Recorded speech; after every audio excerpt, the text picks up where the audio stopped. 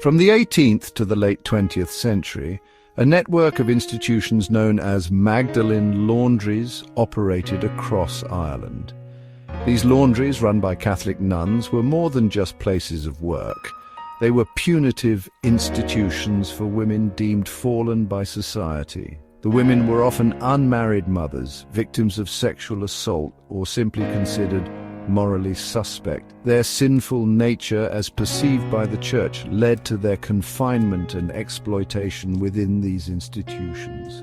These laundries were shrouded in secrecy, hidden from public scrutiny.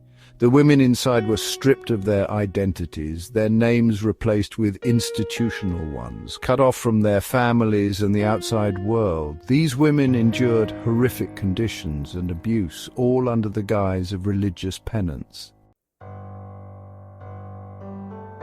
The women sent to the Magdalene Laundries came from all walks of life, but they shared a common fate, being ostracized by a society that equated morality with purity. Unmarried mothers, often victims of circumstance or abuse themselves, were deemed unfit to raise their children. Some women were institutionalized for petty crimes like theft or simply for not conforming to societal expectations. Even women with mental health issues or learning disabilities were sent to the laundries, their vulnerabilities exploited instead of being met with compassion.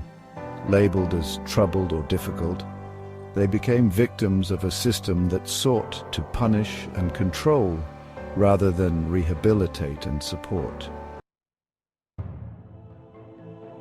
Life within the Magdalene Laundries was harsh and unforgiving.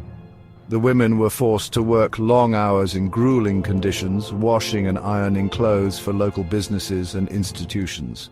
The work was physically demanding, and the women were often malnourished and sleep-deprived.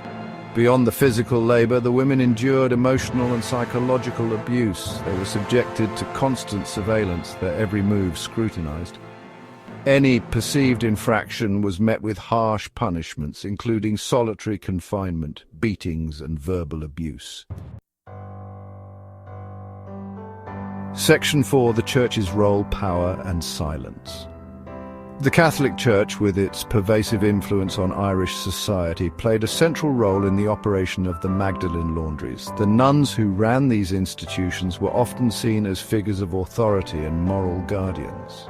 This power dynamic, however, was often misused, with the nuns becoming complicit in a system that silenced and exploited vulnerable women. For decades, the Church remained silent about the abuses within the Magdalene Laundries. Even as stories began to emerge, there was a reluctance to acknowledge the scale of the suffering or to hold those responsible accountable. This silence only compounded the trauma of the women who had been through these institutions.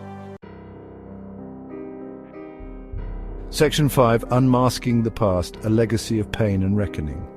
The legacy of the Magdalene Laundries continues to haunt Ireland today.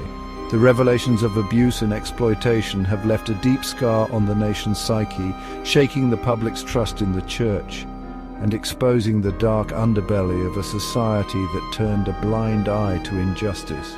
It is only in recent decades that the true horrors of the Magdalene Laundries have come to light. Survivors have bravely come forward to share their stories, demanding recognition and justice for the suffering they endured. Their courage has been instrumental in forcing the Church and the Irish government to confront this dark chapter in history.